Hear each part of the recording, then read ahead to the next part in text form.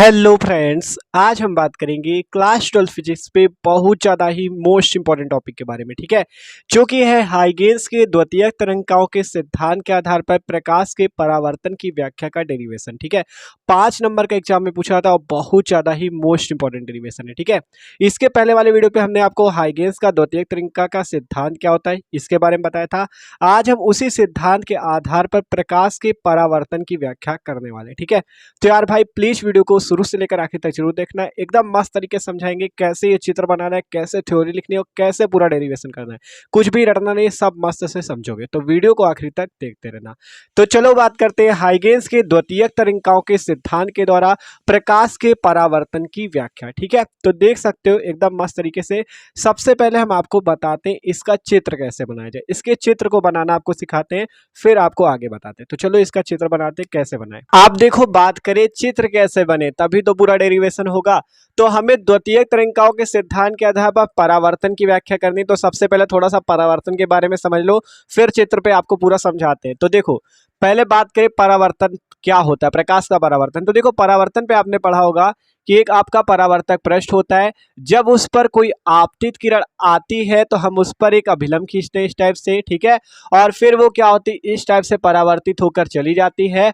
और अभिलंब और आपतित किरण के बीच जो कोण बनता है उसे क्या कहते हैं, आपतन कोण आई। और परावर्तित किरण तथा अभिलंब के बीच जो कोण बनता है उसे कहते हैं परावर्तन कोण आर। ये होता है परावर्तन प्रकाश का। और इसके दो नियम आपको पता होंगे कि आपतित किरण, परावर्तित किरण तथा अभिलंब तीनों एक ही तल पे होते हैं। दूसरा नियम कौन सा है, आपतन कोण आई परावर्तन कोण आर के बराबर होता है। ये दो नियम होते हैं परावर्तन के। इन्हीं दोनों नियमों को आपको सिद्ध करके दिखाना है। ठीक है, हाइगेंस के सिद्धांत के द्वारा। तो चलो आप सिद्ध करते हैं। परावर्तन समझ के ना, आप देखो आगे इसको पूरा चित्र बनाते हैं और समझते हैं। आप देखो इसका पूरा चित्र बनाते हैं। मान लो यहाँ पे इस टाइप से हम क्या बना ले, एक परावर्तक पृष्ठ बना ले, क्योंकि हमें परावर्तन दिखाना है। तो ये एक हमारा हो गया जाके परावर्तक पृष्ठ। ठीक है, सिंपल। ये जेड जेड डैश हमारा क्या है, परावर्तक पृष्ठ है। ठीक है, आप देखो, आपको हाइगेंस के द्वितीयक तरंगिकाओं का सिद्धांत समझना है तो इसके पहले वाला वीडियो देखना होगा, तभी आपको अच्छे से समझ में आएगा। तो देखो, यहाँ पे हम एक तरंगाग्र को बुलाएंगे। ठीक है, तभी कह रहे वो देख लो, तब आपको तरंगाग्र तरंगे क्या होती है वो सब समझ में आ जाएगा। तो देखो, माना एक तरंगाग्र ए बी, यहाँ पे देखो हम एक तरंगाग्र यहाँ पे बुला रहे हैं। ये आपका एक तरंगाग्र है। ठीक है, एक तरंगाग्र है जिसे इंग्लिश पे वेव फ्रंट के नाम से जानते हैं। ये आपका एक तरंगाग्र है ए बी। ध्यान से देखो, ये आपका एक तरंगाग्र है ए बी। ठीक है, इस टाइप से ये आपका जेड जेड डैश पर आया है। ध्यान से देख लो, ये एक तरंगाग्र ए बी। आप थ्योरी भी अभी बताएंगे क्या लिखना है। माना एक तरंगाग्र A B Z Z dash परावर्तक पृष्ठ पर आपतित होता है। ठीक है, अब आपतित हुआ, अगर हम इस पॉइंट को इस टाइप से आगे बढ़ाते हुए ले जाए, इस तरंग को यहाँ इस टाइप से यहाँ पे टच करेगी। मान लो इस पॉइंट को नाम दिया गया ए डैश। ठीक है, इसको हमने आगे बढ़ाया तो यहाँ पे इस पॉइंट पे इसे ए डैश नाम दिया गया। आप देखो हाइगेंस के सिद्धांत क्या है। हाइगेंस ने बताया था कि जब कोई तरंग स्रोत है, जब उससे किरणें निकलती हैं या तरंगे निकलती हैं, और अगर जब वो क्या करती हैं, किसी कण से टकराती हैं, जब ये कण से ये तरंगे टकराती हैं तो ये जो कण होते हैं ये भी एक स्रोत का कार्य करने लगते हैं, तरंग स्रोत का, और इनसे भी तरंगे निकलने लगती हैं। और इन्हीं तरंगों को क्या कहते हैं, द्वितीयक तरंगे कहते हैं। ध्यान से समझो, जब कोई स्रोत होता है उससे तरंगे निकलती है तो जो माध्यम के कण होते हैं उनसे जब टकराती तो माध्यम के कण भी एक स्रोत का कार्य करने लगते हैं, एक सोर्स का कार्य करने लगते हैं, और उनसे नई तरंगे निकलने लगती हैं जिन्हें द्वितीयक तरंगाएं कहते हैं। ठीक है, इसी प्रकार जब हमने इसे आगे बढ़ाया और ये वाला पॉइंट यहाँ पे आके मिला तो ये इन दो पॉइंटों पे जो मिला ये भी एक स्रोत का कार्य करने लगेंगे और इनसे भी तरंगे निकलेंगी। देखो, इससे तरंग निकलेगी इस टाइप से, और ये इस टाइप से आगे बढ़ती चली जाएगी, और इससे भी निकलेगी, ये इस टाइप से आगे बढ़ती चली जाएगी। ठीक है, तो ये तरंगे, ये नए स्रोत बन गए। अब इनसे भी तरंगे निकलेंगी तो वही तरंगे निकली। आप तरंगाग्र बनाना है तो तरंगाग्र जो होता है तरंगों के लंबवत होता है। तो ये तरंगे हैं, इनके लंबवत तरंगाग्र बना देते हैं इस टाइप से। यहाँ पे इस टाइप से आप पटरी से सही से बनाना।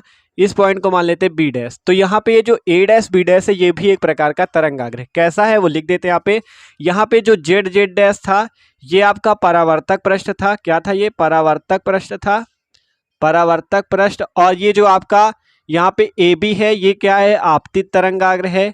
ठीक है, आपतित किरण जैसे होती वैसे आपतित तरंगाग्र है, आपतित तरंगाग्र। और इसी प्रकार ये जो ए डैश बी डैश है ये क्या है, परावर्तित तरंगाग्र है। यहाँ पे लिख देते ए डैश बी डैश क्या है, परावर्तित तरंगाग्र है, ठीक है सिंपल। जेड जेड डैश क्या है, परावर्तक पृष्ठ है। ए बी क्या है, आपतित तरंगाग्र, और ए डैश बी डैश क्या है, परावर्तित तरंगाग्र। इस टाइप से तरंगों को आपको दर्शा लेना है, ठीक है सिंपल। इतना हो गया, इतना समझ में आया। आप देखो अब परावर्तन पे क्या होता है, जब आपतित किरण आती है तो हम उस पर अभिलंब खींचते हैं, वैसे हम यहाँ पे भी अभिलंब खींचेंगे, ठीक है। तो यहाँ पे मान लो इस टाइप से अभिलंब यहाँ पे खींच ले, इसमें भी खींच लेते हैं अभिलंब। तो देखो आप जब पटरी से बनाओगे आपकी सीधी लाइन आएगी, तो यहाँ पे देखो सीधा, देखो हमने यहाँ पे सही कर दिया, ठीक है। ये अभिलंब हो गया। आप देखो आपको हमने बताया अभिलंब और आपतित किरण के बीच जो बना कोण होता है उसे आपतन कोण आई कहते हैं। वैसे ही अभिलंब और ये किरण आपतित थी तो इसके बीच बने कोण को आई कहेंगे। और इसी प्रकार जो परावर्तित किरण होती, परावर्तित किरण और अभिलंब के बीच बने कोण को परावर्तन कोण आर कहते हैं।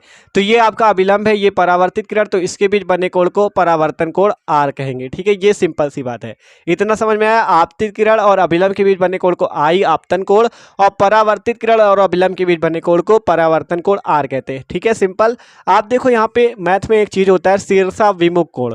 देखो जब इस टाइप से हो, अगर ये वाला कोण आर है तो ये इसका शीर्षा विमुख कोण होता है, ये भी आर हो जाएगा। और अगर ये वाला कोण आई है, ये वाला कोण आई है, तो ये कोण भी आई हो जाएगा। इसे कहते हैं शीर्षा विमुख कोण। वैसे ही यहाँ पे देखो अगर हम आप इसे ऐसे कर दे, देखो ये जो आई कोण है, अगर इसे ऐसे समझो जैसे ये बना है ना, वैसे ही आई को इधर अगर समझो तो ये आई कोण है, तो ये कोण भी आई होगा, जिसे कहेंगे शीर्षा विमुख कोण।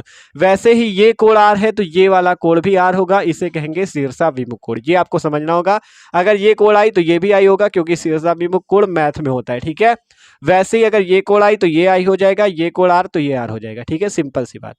तो इतना चित्र आपको समझ में आ चुका होगा। देख सकते हो कैसे बना, सिंपल। ए बी एक तरंगाग्र, यहाँ पे लिखना क्या है, माना जेड जेड डैश एक परावर्तक पृष्ठ है जिसपे ए बी तरंगाग्र तिरछा आपतित होता है। अब इस ए बी तिरछा आपतित हो गया, फिर देखो अब आगे क्या हुआ, इस बी को यहाँ पे मिलाया, ए डैश तक पहुंचा, ठीक है। और फिर ये दोनों एक नए तरंग स्रोत का कार्य करने लगे, जिससे द्वितीयक तरंगिकाएं निकलने लगी। और फिर यहाँ पे तरंगाग्र बनाया तो ए डैश बी डैश हो गया, फिर अभिलंब खींचा और आपतन कोण बनाया आई, यहाँ पे आपका परावर्तन कोण आर बनाया, ठीक है। अब जब ये आर है तो ये भी आर हो जाएगा, ये आई है तो ये भी आई हो जाएगा, ठीक है। तो इस तरह से सिंपल चित्र आपका कंप्लीट होता है। अब बात करते आगे इसकी थ्योरी कैसे लिखनी और भी बातें समझते हैं। तो चलो अब आगे देखते हैं। हाँ तो देखो अब आपने चित्र बनाना सीख लिया, अब बात करें इसकी थ्योरी पे आपको क्या क्या लिखना है। तो देखो यहाँ पे थ्योरी लिखी गई, माना ए बी तरंगाग्र परावर्तक पृष्ठ जेड जेड डैश पर तिरछा आपतित होता है। देखो हमने क्या कहा, माना ए बी एक तरंगाग्र है, ठीक है, तरंगाग्र या वेव फ्रंट इंग्लिश में कहते हैं। माना एक ए बी तरंगाग्र इस परावर्तक पृष्ठ जेड जेड डैश पर तिरछा आपतित होता है, जैसा कि हमने आपको समझाया था। माना एक तरंगाग्र ए बी जो कि जेड जेड डैश परावर्तक पृष्ठ पर तिरछा आपतित होता है, वही हमने लिखा, माना ए बी तरंगाग्र परावर्तक पृष्ठ जेड जेड डैश पर तिरछा आपतित होता है, ठीक है। अब इसके बाद आपको लिखना है, माना तरंगाग्र की चाल v है, मतलब जो तरंगाग्र की चलने की चाल है या उसकी जो गति है वो कितनी है, v है। तो माना तरंगाग्र की चाल v है तथा तरंगाग्र के बिंदु b को a डैश तक पहुंचने में t समय लगता है। देखो ध्यान समझो कि सब कुछ समझ में आएगा। पहले आपको लिखना है, माना तरंगाग्र ये जो चल रहा है इसकी चाल जो है v है तथा तरंगाग्र के बिंदु b को a डैश तक पहुंचने में t समय लगता है। इस बिंदु b को a डैश तक पहुंचने में t समय लगता है। देखो हमने लिखा, माना ए बी तरंगाग्र परावर्तक पृष्ठ जेड जेड डैश पर तिरछा आपतित होता है। माना तरंगाग्र की चाल v है तथा तरंगाग्र के बिंदु b को a डैश तक पहुंचने में t समय लगता है, ठीक है। अब जैसे जैसे ए बी तरंगाग्र आगे बढ़ता है वह ए व ए डैश को स्पर्श करता है। जैसे जैसे ए बी तरंगाग्र आगे की ओर बढ़ता है यह परावर्तक पृष्ठ पर स्थित ए पॉइंट और ए डैश पॉइंट को स्पर्श करता है। वही हमने लिखा, जैसे जैसे ए बी तरंगाग्र आगे बढ़ता है वह ए व ए डैश को पृष्ठ पर स्पर्श करता है। देखो यहाँ पे स्पर्श किया ना, वही लिखा गया। अब हाइगेंस के अनुसार इनसे द्वितीयक तरंगिकाएं निकलने लगती। देखो हाइगेंस का जो सिद्धांत था वो ये कहता है कि मान लो किसी स्रोत से अगर तरंगे जा रही हैं तो वो अगर किसी कण पर पड़ती तो वो जो कण होता है वो भी एक स्रोत का कार्य करने लगता है और उससे तरंगे निकलने लगती हैं, और ये जो दोबारा तरंगे निकली इन्हें कहते हैं द्वितीयक तरंगिकाएं। उसी प्रकार से जब ए बी तरंगाग्र यहाँ पे आया तो ये जिन जिन पॉइंट पे टकराया ये भी एक स्रोत का कार्य करेंगे, जिससे नई तरंगे निकलेंगी। इस टाइप से ये देख सकते हो नई तरंगे निकल रही है, इन तरंगों को ही द्वितीयक तरंगिका कहा गया, ठीक है। तो वही कहा गया है कि देखो जैसे जैसे ए बी तरंगाग्र आगे की ओर बढ़ता है वह ए व ए डैश को स्पर्श करता है, हाइगेंस के अनुसार इनसे द्वितीयक तरंगिकाएं निकलने लगती। देख सकते हो इस टाइप से द्वितीयक तरंगिकाएं निकलने लगी हैं। और यहाँ पे हमने ये भी लिख दिया था ए बी आपतित तरंगाग्र, ए डैश बी डैश परावर्तित तरंगाग्र और जेड जेड परावर्तक पृष्ठ है। देख सकते हो जैसा था, ठीक है। तो सिंपल इतनी बात आपको पहले लिख लेनी है थ्योरी पे, ठीक है।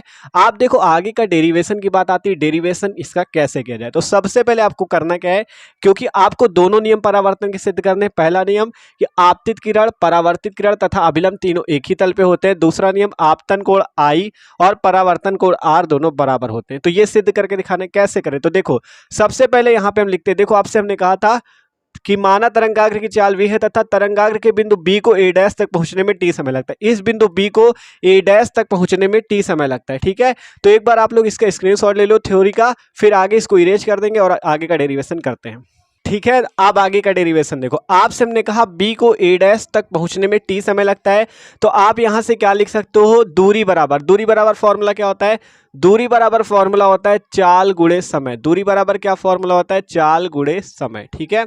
दूरी बराबर फॉर्मूला क्या होता है, चाल गुणे समय। तो यहां से आप क्या लिख सकते हो, अगर हम बी ए डैश तक की दूरी की बात करें तो बी ए डैश बराबर क्या हो जाएगा, चाल, और हमने आपको तरंगाग्र की चाल क्या बताई थी, v मानी गई है तो v लिख दो। समय क्या बताया था कि b को a डैश तक पहुंचने में t समय लगता है, तो यहां पर से लिख दो t और इसे मान लो समीकरण नंबर 1, ठीक है। ध्यान से समझो, सिंपल b को a डैश तक पहुंचने में t समय लगता है और तरंगाग्र की चाल v है, तो बी ए डैश बराबर v इंटू टी। सिंपल है, दूरी बराबर चाल गुणे समय से, तो यहां से बी ए डैश हमने निकाल लिया। आप देखो ये जो बी ए डैश निकला, इसी प्रकार से आप ए बी डैश भी निकाल सकते हो। पहले लिखते हैं यहाँ पे कि जितने समय में बी से ए डैश तक पहुंचने में समय लगता है उतना ही समय ए से बी डैश तक पहुंचने में लगता है। यहां से लिख सकते हो आप कि जितना समय बी से ए डैश तक पहुंचने में लगा उतना ही समय ए से बी डैश तक पहुंचने में लगा। आप देखो हमने यहाँ पे लिख दिया कि जितने समय में बी से ए डैश तक पहुंचने में जितना समय टी लगा है उतना ही समय ए से बी डैश तक पे लगेगा। आपको लिखना है जितने समय में तरंगाग्र बी से ए डैश तक पहुंचता है उतने ही समय में ए से बी डैश तक पहुंचेगा। अतः यहां से आप क्या लिख सकते हो, लिखते हैं कि ए बी डैश बराबर, जैसे आपने यहाँ पे बी ए डैश दूरी निकाली चाल गुणे समय से v इंटू टी, वैसे ही आप ए बी डैश निकाल सकते हो। ए बी डैश भी दूरी है और इसमें भी समय वही लगा है, मतलब जितने समय में बी से ए डैश तक आती है आपका तरंगाग्र उतने ही समय में ए से बी डैश तक जाता है। तो यहाँ से ए बी डैश बराबर भी हो जाएगा चाल गुणे समय, तो चाल है v और समय है t, यहाँ से लिख दो डॉट डॉट समीकरण नंबर 2। एकदम ध्यान समझो कैसे किया। सबसे पहले देखो हमने आपको बताया बी से ए डैश तक पहुंचने में t समय लगता है और तरंगाग्र की चाल v है, तो यहाँ से हमने लिखा दूरी बराबर चाल गुणे समय, तो बी ए डैश बराबर v इंटू टी। जितने समय में तरंगाग्र बी से ए डैश तक पहुंचता है उतने ही समय में ए से बी डैश तक पहुंचता है, तो यहाँ से ए बी डैश बराबर भी क्या हो गया, v इंटू टी, ठीक है। आप यहाँ से नीचे क्या करते हैं, लिखते हैं समीकरण 1 और 2 से। क्या लिखते हैं हम यहाँ से, समीकरण 1 व 2 से लिखते हैं, समीकरण 1 व 2 से, ठीक है। समीकरण 1 व 2 से क्या लिख सकते हो आप, समीकरण 1 व 2 से आप लिख सकते हो, देखो बी ए डैश बराबर V into T, A B dash बराबर वी इंटू टी, तो आप यहां से लिख सकते हो बी ए डैश बराबर A B dash equal to V into T और लिख सकते हो इसे समीकरण नंबर 3। ध्यान से देख लो, सिंपल बी ए डैश बराबर A B dash equal to V into T और इसे मान लो समीकरण नंबर 3, ठीक है। तो इसका भी स्क्रीनशॉट लो, केवल हम मेन चीज यहाँ पे लिख देंगे और इसकी थ्योरी इरेज कर देंगे। तो स्क्रीनशॉट ले लो एक बार, फिर आगे देखते हैं, ठीक है। सिंपल हमने यहाँ पे लिख दिया बी ए डैश जो आया था आपका V into T, A B dash बराबर वी इंटू टी और दोनों समीकरणों से हमने क्या निकाला, ये मान बी ए डैश बराबर ए बी डैश बराबर वी इंटू टी, इतना आ गया। आप देखो आगे क्या करते हैं, हम आगे लिखेंगे त्रिभुज ए बी ए डैश तथा त्रिभुज ए डैश बी डैश ए में, लिखते हैं त्रिभुज ए बी ए डैश तथा त्रिभुज ए डैश बी डैश ए में। ध्यान से देखो कौन कौन से त्रिभुज की बात कर रहे हैं, हम बात करें इस वाले त्रिभुज की ए बी ए डैश तथा ए डैश बी डैश ए, ठीक है। इस त्रिभुज में क्या देख रहे हो आप, ये वाला कोण 90 डिग्री है और ये वाला कोण 90 डिग्री, मतलब दोनों कोण 90 है, बराबर कोण है। और ये 90 डिग्री है क्यों, एक बार फिर समझ लो, 90 डिग्री इसलिए है क्योंकि तरंगाग्र जो किरणों के बीच में कोण बनाता है वो 90 डिग्री का होता है, मतलब तरंग जो होती है, तरंग और तरंगाग्र के बीच जो कोण होता है वो 90 डिग्री का होता है। तो ये तरंग थी, तो तरंगाग्र के बीच इसका कोण कितना हुआ, 90 डिग्री। इसलिए आप यहाँ से लिख सकते हो ए डैश बी डैश ए, लिख सकते हो कोण ए डैश बी डैश ए बराबर किस कोण के है, ए डैश बी डैश, सॉरी ये वाला कोण है ना, ए बी ए डैश, कोण ए बी ए डैश। देखो ये वाला 90 की बात कर रहे हैं, ये ए बी ए डैश बराबर कौन सा कोण, ए डैश बी डैश ए बराबर कोण ए डैश बी डैश ए बराबर कितना है 90 डिग्री। क्योंकि ये कोण भी 90 ये कोण भी 90, तो देख लो ए बी ए डैश कोण बराबर ए डैश बी डैश ए बराबर कितना हो गया 90 डिग्री। इतना कर लोगे आसान है एकदम। देख लो ए बी ए डैश बराबर कोण ए डैश बी डैश ए और बराबर कितना है 90 डिग्री। इतना कर लिया। आप देखो अगर हम दोनों त्रिभुज की बात करें ए बी ए डैश और ए डैश बी डैश ए की, ए बी ए डैश और ए डैश बी डैश ए की, तो दोनों में एक भुजा उभयनिष्ठ है। उभयनिष्ठ का मतलब दोनों में एक भुजा सेम है। देखो ये ए और ए डैश भुजा जो है दोनों त्रिभुजों में आ रही है।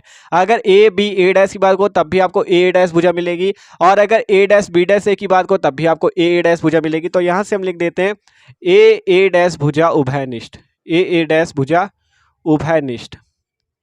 उभयनिष्ठ का मतलब समझ गए, मतलब दोनों त्रिभुजों में वो सेम है। ठीक है, तो ए डैश भुजा उभयनिष्ठ। तो यहाँ से आपने तीन चीजें निकाल ली कि क्या क्या निकाला कि बी ए डैश, देखो यहाँ पर से बी ए डैश बराबर ए बी डैश, देखो दोनों त्रिभुजों की बात हो रही, बी ए डैश बराबर ए बी डैश बराबर वी इंटू टी, और फिर निकाला कोण ए बी ए डैश और कोण ए डैश बी डैश ए बराबर 90 और ए डैश भुजा उभयनिष्ठ। जब इतनी चीजें सेम हैं तो यहां से आप लिख सकते हो कि दोनों त्रिभुज सर्वांगसम है। ठीक है, मैथ में होता है, यहां से आप लिख सकते हो अतः त्रिभुज ए बी ए डैश तथा त्रिभुज ए डैश बी डैश ए सर्वांगसम त्रिभुज है। क्या लिखोगे, सर्वांगसम त्रिभुज है। ठीक है, सर्वांगसम त्रिभुज है। सिंपल क्या लिखा, अतः त्रिभुज ए बी ए डैश तथा त्रिभुज ए डैश बी डैश ए क्या है, सर्वांगसम त्रिभुज है। सिंपल सा। ठीक है, तो यहां से सर्वांगसम त्रिभुज कैसे सिद्ध हुआ, क्योंकि हमने देखा बी ए डैश बराबर ए बी डैश बराबर वी इंटू टी था, और त्रिभुज ए बी ए डैश और ए डैश बी डैश ए में देखा तो कोण ए बी ए डैश और कोण ए डैश बी डैश ए, ये दोनों कोण क्या है 90 डिग्री, अर्थात दोनों त्रिभुजों में सेम है, तो हमने ये लिख दिया। और ए डैश भुजा जो है उभयनिष्ठ है, तो ये भी लिख दिया। आप यहां से लिख सकते हो अतः त्रिभुज ए बी ए डैश तथा त्रिभुज ए डैश बी डैश से सर्वांगसम त्रिभुज है। ठीक है, इतना बात हो गई। अब आप जब सर्वांगसम सिद्ध हो गया है तो आप इसमें कोई भी कोण बराबर होगा, क्योंकि देखो अगर जैसे ये कोण बराबर था, भुजाएं भी बराबर थी, ये भुजा उभयनिष्ठ थी, तो सर्वांगसम सिद्ध हो गया। अब यहां से आप ये भी लिख सकते हो कि ये कोण के बराबर है, क्योंकि अब दोनों त्रिभुज सर्वांगसम है। तो आप यहां से लिख सकते हो अतः, ठीक है, या इसलिए लिख सकते हो, मैथ में इस टाइप से इसे कहते हैं इसलिए। ठीक है, ये होता है इसलिए का चिन्ह, तो इसलिए यहां से आप लिख सकते हो बी ए डैश कोण, ध्यान से देखो, कोण बी ए डैश बराबर कोण किसके, यहां से बी डैश ए के बराबर कोण बी डैश ए के। कैसे हमने लिख दिया, देखो ये बी ए डैश अर्थात ये वाला कोण आई, ठीक है, कोण आई बराबर बी डैश ए मतलब ये वाला कोण आर, ठीक है, कोण आई बराबर कोण आर। ठीक है, देख लो ध्यान से, यहाँ पे जब सर्वांगसम त्रिभुज सिद्ध हुआ तो यहाँ से बी ए डैश अर्थात ये वाला कोण आई और बी डैश ए अर्थात ये वाला कोण आर दोनों सेम होंगे। ठीक है, और यहाँ से आप लिख सकते हो कोण आई क्या है, आपतन कोण, कोण आर है आपका परावर्तन कोण।